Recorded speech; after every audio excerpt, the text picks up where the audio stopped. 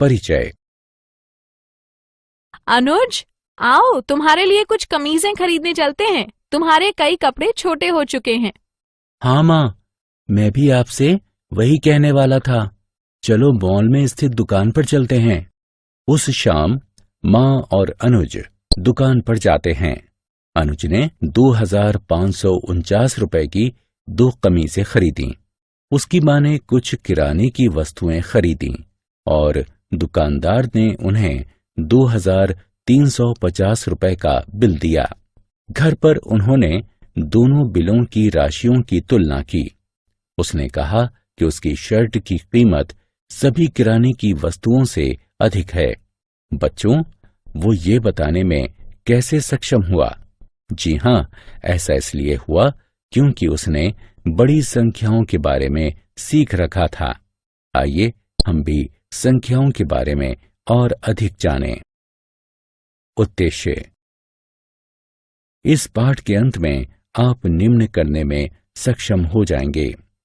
संख्याओं की तुलना करना, बड़ी संख्याओं को लिखना, संख्यांकन की भारतीय और अंतर्राष्ट्रीय पद्धति को जानना, निकटतम संख्याओं का आकलन करना, संख्याओं के योगफल, व्यवकलन, गुणन का आकलन करना, कोष्ठकों के प्रयोग से सरलीकरण करना और रोमन संख्यांकन समझना। संख्याओं की तुलना। संख्याओं के समूह या संग्रह की परस्पर तुलना की जा सकती है।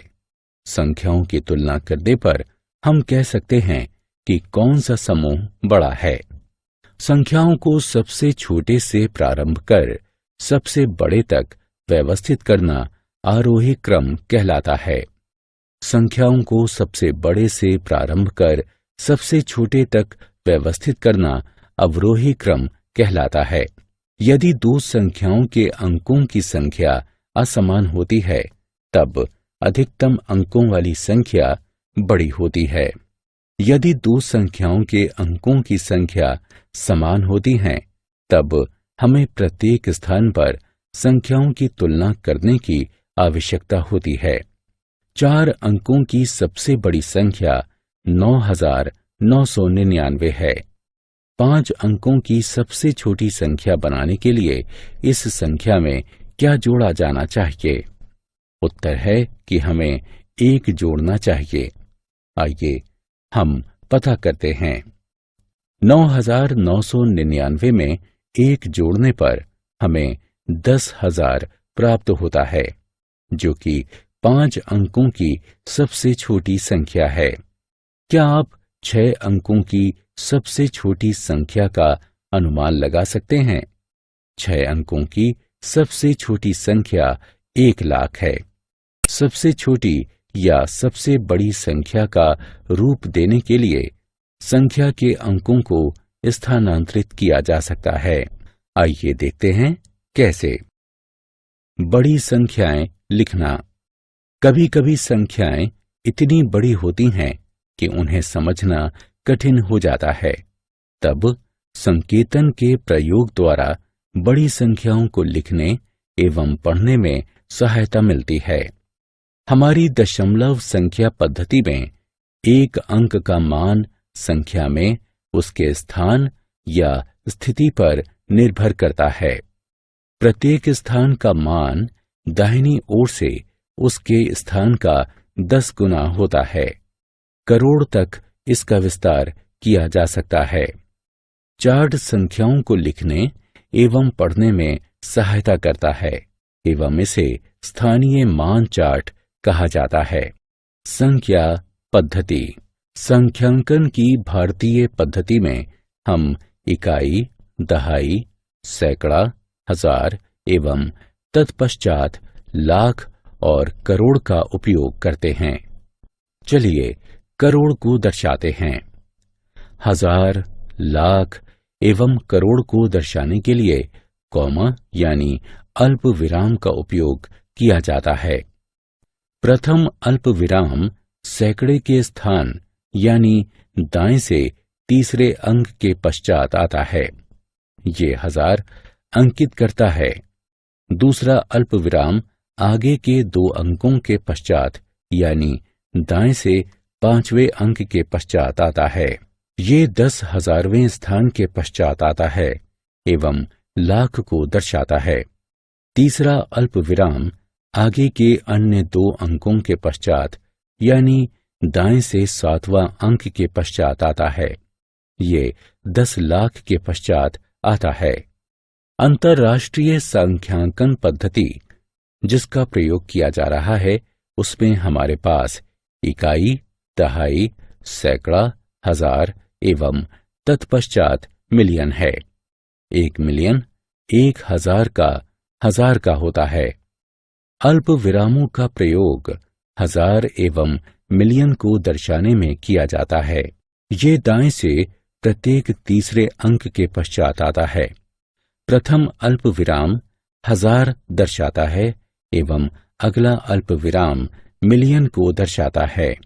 आइए कुछ बिंदुओं को देखते हैं। 1 करोड़ 100 लाख के बराबर होता है। 1 मिलियन 1000 के बराबर होता है। 10 करोड़ 100 मिलियन के बराबर होता है। 100,000 1 लाख के बराबर होता है। निकटतम संख्याओं तक आकलन।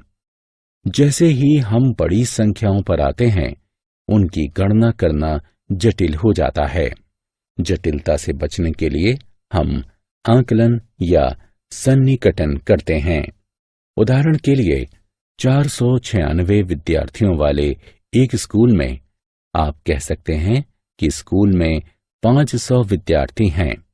निकटतम दहाई तक सन्निकट संख्या का तात्पर्य ये पता लगाने से है कि वो किस दहाई के निकटतम है। उदाहरण के लिए 23 का निकटतम सैकड़ा तक 20 के रूप में सन्निकटन कहते हैं। निकटतम सैकड़ा तक सन्निकट संख्या का तात्पर्य ये पता लगाने से है कि वो किस सैकड़ा के निकटतम है। उदाहरण के लिए 423 का निकटतम सैकड़ा तक 400 के रूप में सन्निकटन करते हैं।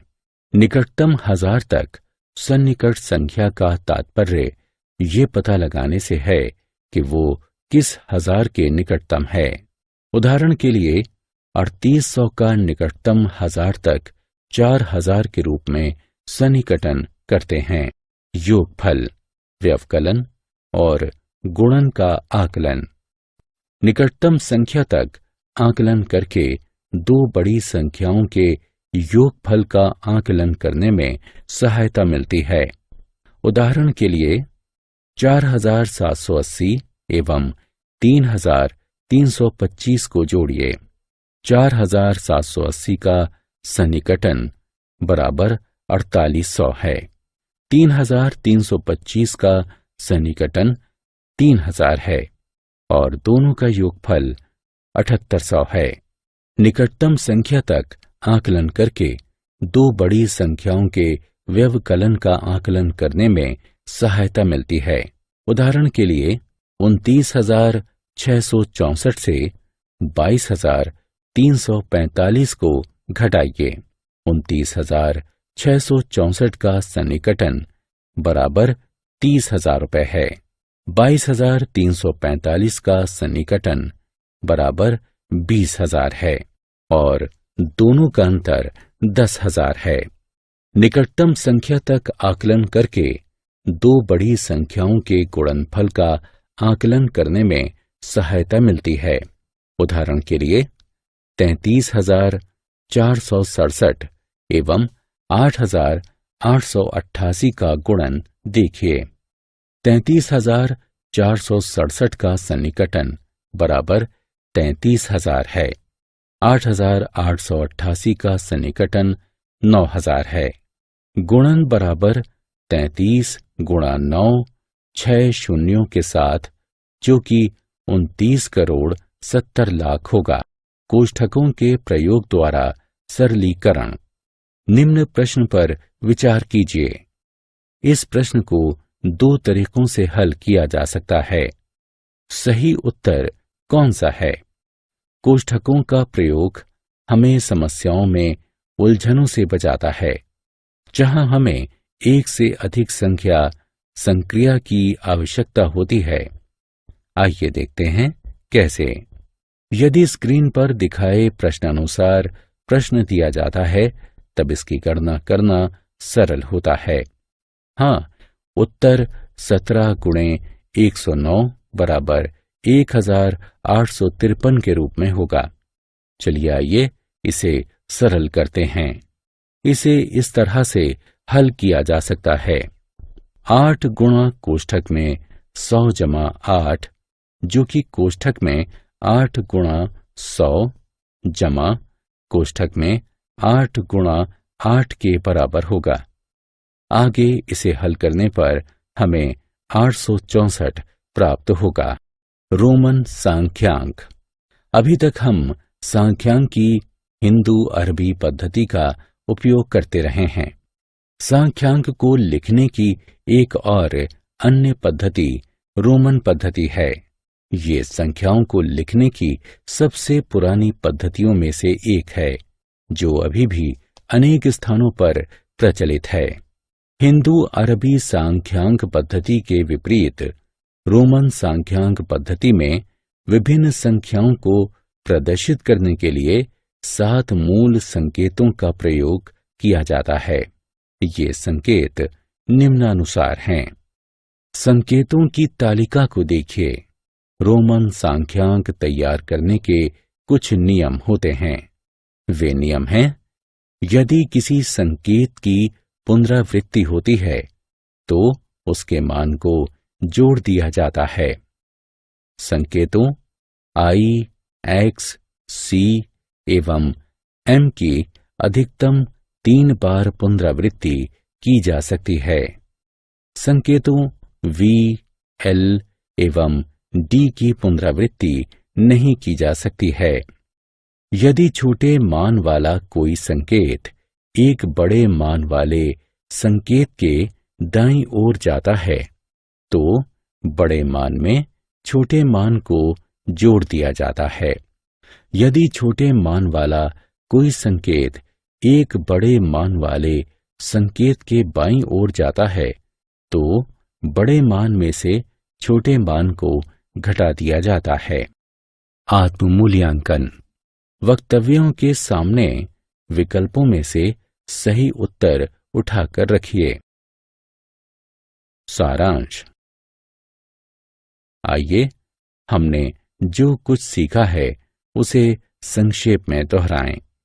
बड़ी राशि का पता लगाने के लिए संख्या की तुलना की जा सकती है। संख्याओं को विभिन्न रूपों में लिखा जा सकता है।